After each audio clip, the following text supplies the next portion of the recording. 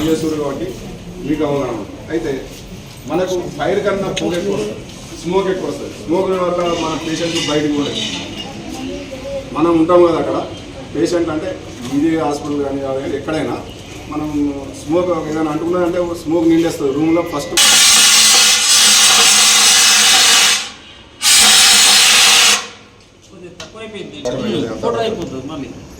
బయట పోవాలి అంటే బయటకు పోవాలి. అయితే ఫైర్ ఏదన్నా రూమ్లో మనం పేషెంట్ల రూమ్లో కానీ ఎక్కడన్నా ఈ మిషన్స్ పెట్టినప్పుడు స్మోక్ ఎక్కువ వస్తుంది, కాలిన దానికన్నా స్మోక్ ఎక్కువ వస్తుంది. స్మోక్ తీసుకోవడం వల్ల పేషెంట్ కానీ ఆడ ఉన్న వాళ్ళు కానీ దాని కార్బన్ మోనాక్సైడ్ ఉంటుంది కాబట్టి దానికి ఎఫెక్ట్ తొందరగా ఒక 5 నిమిషాలు తీసుకుంటే చనిపోయే అవకాశం ఉంది. అట్లాంటి అప్పుడు ఏం చేయాలి అంటే మనం ఆ స్మోక్ తీసుకోకుండా దస్తిని నీళ్ళలో ముంచేసి మన స్మోక్ ముక్కుకు కట్టుకోవడం వల్ల అరగంట పనిచేయచ్చు స్మోక్లో. అంటే ఏం చేస్తాం, పేషెంట్లను బయటికి తీసుకెళ్ళడం కానీ లేకపోతే కాస్ట్లీ ఏమైనా వస్తువులు కాలకుండా తీసుకెళ్ళడం, బయటికి దూరం చేయడం కానీ, పేషెంట్ అలా కాలేన వాళ్ళని కానీ నడవలేని స్థితిలో ఉన్నది కానీ అలా ఎప్పుడు మనం ఈజీగా బయటకు తీసుకెళ్ళాలి.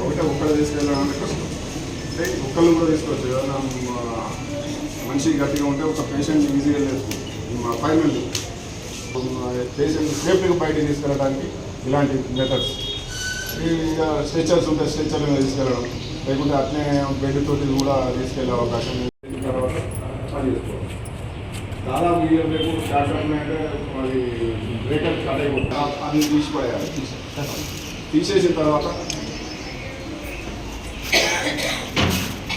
మనం ఏ ఆకారంలో ఎక్కడ ఉంది అనేది చేతిలో పట్టుకొని దీన్ని ఆ ఫైర్ మీద యూజ్ చేసేవారు ఇస్తే దాదాపుగా ఒక కొంచెం ఏరియా కవర్ చేస్తుంది. కూల్ ఉంటుంది కాబట్టి వాతావరణం పెద్దగా రాదు, పైన కూడా ఎక్స్టెన్షన్ తొందరగా కాదు. ఎండాకాలం కొంచెం అనుకూలం అంటే పచ్చిగాడి కూడా కాదు. దానికి బాగా ఏం చేస్తారంటే ఫైర్ సర్వీస్ మేము ప్రతి సంవత్సరం ప్రజలకు అవగాహన కల్పించడానికి, అంటే ఈ రాబోయే ఎండాకాలంలో ఎట్లా ఉండాలి, మీరు ఏం చేసుకోవాలి. మనం చిన్న నెగ్లెక్ట్ అంటే మన తప్పే, ఫైర్ అనేది అట్టి అదే వచ్చి అదే కాలిపోదు.